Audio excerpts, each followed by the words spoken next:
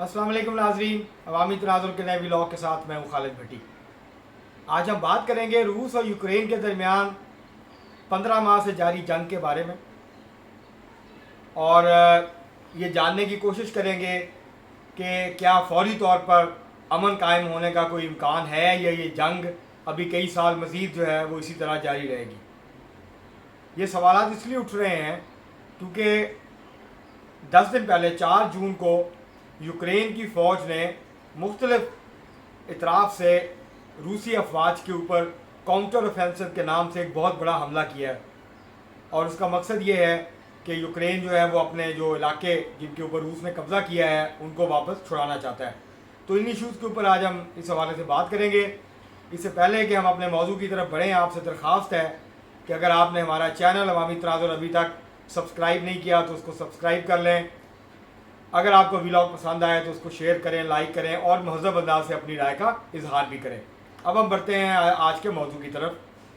22 फरवरी 2022 को रूस ने यूक्रेन पे हमला किया था और इस हमले जब ये हमला किया था तो इससे पहले रूस के सदर व्लादिमीर पुतिन ने एक तकरीर की थी और उसमें 4 बड़े मकासद जो हैं वो बयान किए थे इस हमले को लेके।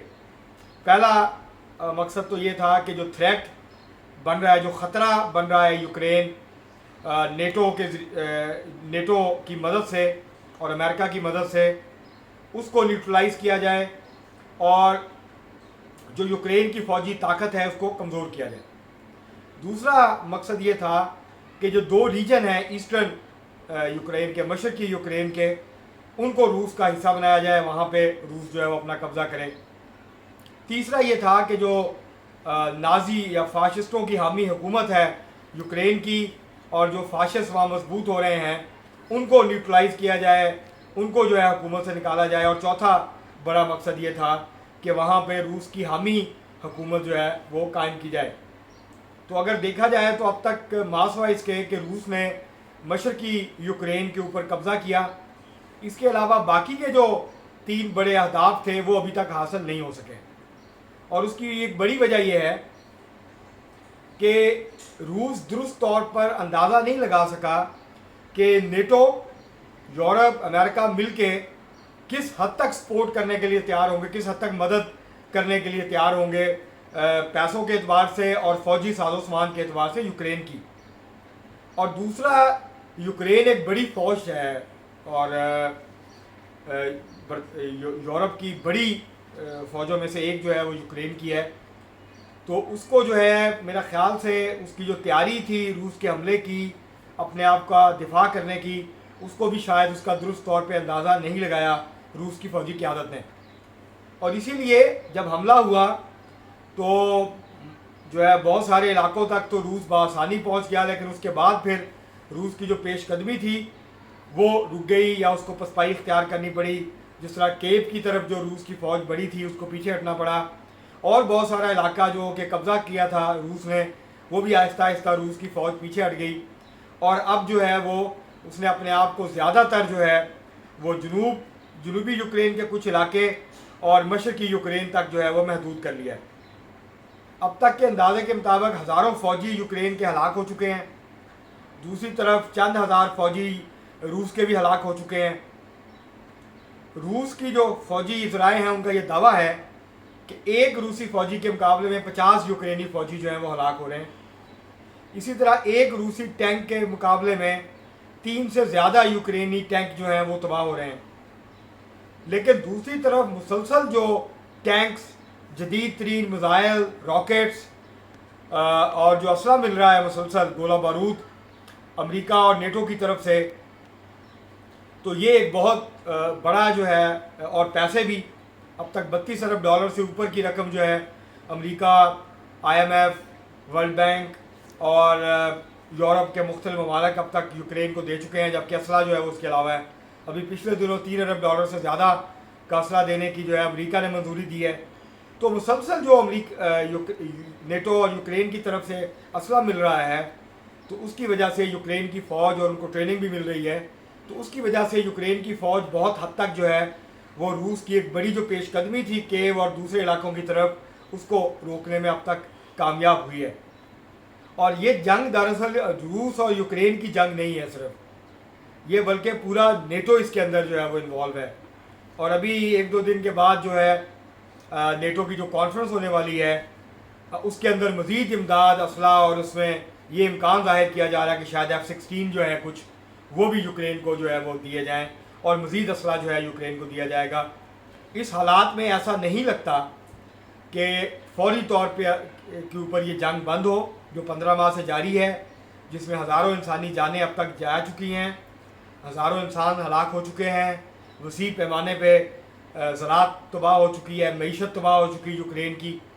اس وقت یوکرین کا سارا دار و مدار معاشی طور پہ جو ہے وہ امداد پہ ہے، جو اس کو یورپ اور امریکہ کی طرف سے مل رہی ہے. اگر یہ امداد بند ہو جائے تو یوکرین کی جو معیشت ہے وہ کولیپس کر جائے گی، یوکرین کولیپس کر جائے گا، وہ یہ جنگ جاری نہیں رکھ سکے گا. تو اس لیے یہ جو مدد مل رہی ہے یہ بہت اہم ہے یوکرین کے لیے. دوسری طرف روس بھی پیچھے ہٹنے کے لیے تیار نہیں ہے، لیکن روس نے تھوڑی سی اپنی لگتا ہے حکمت عملی تبدیل کی ہے. اب روس کا جو زیادہ کانسنٹریشن ہے یا زیادہ توجہ اس کی مرکوز ہے وہ یہ ہے کہ اس کا جو قبضہ ہے مشرقی یوکرین پہ اس کو وہ مضبوط کرنا چاہتے ہیں، اس کا وہ دفاع کرنا چاہتے ہیں ہر قیمت پہ. 3 لاکھ فوجیوں کی موبلائزیشن کی تھی. کچھ جو روسی فوجی ماہرین ہیں ان کا یہ ماننا ہے، جو دفاعی تجزیہ نگار ہیں ان کا یہ کہنا ہے کہ اگر روس نے پورے یوکرین پہ قبضہ کرنا ہے تو 10 لاکھ مزید فوجی چاہیے ہیں روس کو. اس کے بغیر پورے یوکرین کے اوپر قبضہ برقرار رکھنا روس کے لیے جو ہے وہ ممکن نہیں ہے. اور نیٹو اور امریکہ کو اس بات کا بہت حد تک اندازہ ہے، اور اسی وجہ سے وہ مسلسل جو ہے وہ اسلحے کے ذریعے سے اسلحے کے ڈھیر لگا رہے ہیں، انبار لگا رہے ہیں. اور اس کے مقابلے میں اب روس بھی ظاہر ہے زیادہ جدید اسلحہ جو ہے وہ استعمال کر رہا ہے. چین نے کوشش کی تھی کہ جنگ بندی ہو جائے، چین نے کوشش کی تھی کہ امن قائم ہو جائے، کوئی صلح کا راستہ نکل آئے، لیکن نیٹو اور امریکہ نے اور یورپ نے مل کے چین کی جو کوشش تھی اس کو ناکام بنایا. اور کیوں نہیں چاہتے نیٹو اور امریکہ، ظاہر ہے امریکہ نیٹو کا لازمی حصہ ہے، اس کی سربراہی میں بنا ہوا یہ اتحاد ہے، تو امریکہ اور یورپ کیوں نہیں چاہتے کہ یوکرین اور روس کے درمیان جنگ بندی ہو جائے یا امن قائم ہو جائے؟ اس کی وجہ یہ ہے کہ امریکہ اور یورپ یہ سمجھتے ہیں کہ یہ ان کے لیے اچھا موقع ہے روس کو انگیج رکھنے کا، یوکرین میں روس کو ایک لمبی جنگ کی طرف دھکیلنے کا، جو کہ اگلے 4-5 سال ان کے نزدیک جاری رہ سکتی ہے. اس کے نتیجے میں جو سینکشنز ہیں، اس کے نتیجے میں روس کی جو معیشت ہے اس کے اوپر اس کے اثرات پڑ رہے ہیں. روس معاشی طور پہ کمزور ہوتا جائے گا اور وہ فوجی طور پہ بہت زیادہ انگیج ہو جائے گا، فوجی طور پہ بھی کمزور ہوگا. تو وہ یورپ اور امریکہ کے لیے کوئی بہت بڑا جو تھریٹ ہے اس وقت فوجی لحاظ سے وہ شاید نہ رہے. ایک لمبی جنگ کے نتیجے میں اور زیادہ نقصان جو ہے وہ پہنچایا جا سکتا ہے. جس طرح سے ڈرونز ماسکو تک آئے ہیں تو وہ کوشش کر رہے ہیں کہ روس کے اندر حملے کیے جائیں، روس کے اندر گہرائی میں جا کے جو ہے وہ حملے کیے جائیں. تو یہ ایک اسٹریٹجی ہے، یہ حکمت عملی ہے امریکہ اور یورپ کی کہ ایک لمبی جنگ کی طرف لے جایا جائے، ایک طویل جنگ جو ہے وہ جاری رہے تاکہ روس جو ہے وہ کمزور ہو معاشی طور پہ، فوجی طور پہ. دوسری طرف روس جو ہے وہ فوری طور پہ کوئی ایسا ارادہ اس کا نہیں لگتا کہ وہ یوکرین کے دارالحکومت کیو اور باقی علاقے جو ہیں وہاں حملہ کرنا چاہتا ہے یا وہاں قبضہ کرنا چاہتا ہے. اس کی کوشش یہ ہے کہ جنوب کے کچھ علاقے اور مشرقی یوکرین جو ہے اس کے جو 2 ریجن، دونوں رشین سپیکنگ ریجن ہیں، دونوں انڈسٹریل جو ہیں وہ مرکز ہیں، ہب ہیں یوکرین کا، وہ آلریڈی روس کے قبضے میں آ چکے ہیں. اور بندرگاہیں، جو اہم بندرگاہیں ہیں وہ بھی روس کے قبضے میں آ چکی ہیں، جس میں موریوپول کی جو بندرگاہ ہے وہ بھی شامل ہے. تو اب روس چاہتا ہے کہ وہ یہ جو ہے اپنا قبضہ جو ہے اس کو مزید مضبوط کرے، اپنی جو دفاعی صلاحیت ہے اس کو مضبوط کرے، اپنے جو مورچے ہیں اگلے ان کو مضبوط کرے، اور مشرقی یوکرین سے جو یوکرین کی فوج جو ہے اس کو مکمل طور پہ دھکیل دے، اس کو اتنا کمزور کر دے کہ پھر وہ بڑے حملے کرنے کی پوزیشن میں روس کے اوپر جو ہے وہ نہ رہے، یا روسی فوج کے اوپر وہ نہ رہے. اسی وجہ سے یہ جو کاؤنٹر اوفینسو ہے جو 10 دن ہو گئے ہیں اس کو جاری، ابھی کوئی بڑی پیش قدمی جو ہے وہ نہیں کر سکا ہے یوکرین. اور اگر یہ ناکام ہوتی ہے تو پھر ہو سکتا ہے کہ روس جو ہے ایک کاؤنٹر اوفینسو کرے اور ایک بڑا حملہ کرے. ٹارگٹ یہ ہے یوکرین کا کہ سردیاں آنے سے پہلے، موسم خزاں سے پہلے اگلے 3 ماہ میں یوکرین جو ہے وہ 1991 سے پہلے والی پوزیشن پہ جانا چاہتا ہے جہاں بارڈر تھا، وہ وہاں تک کا سارا علاقہ واپس لینا چاہتا ہے روس سے. پورا ساؤتھ کے کچھ علاقے اور مشرقی یوکرین جو ہے وہ اس کے اوپر واپس اپنا جو قبضہ ہے اس کو بحال کرنا چاہتا ہے. یہ ٹارگٹ ہے یوکرین کا جو وہ حاصل کرنا چاہتا ہے اس کاؤنٹر اوفینسو کے حوالے سے. لیکن ابھی تک متضاد دعوے سامنے آ رہے ہیں. روس کا ماننا ہے کہ کوئی جو یوکرین ہے کوئی بڑی کامیابی اب تک حاصل نہیں کر سکا، جبکہ نیٹو کے جو سیکرٹری جنرل ہیں ان کا یہ کہنا ہے کہ آہستہ آہستہ جو ہے وہ یوکرین پیش بندی کر رہا ہے.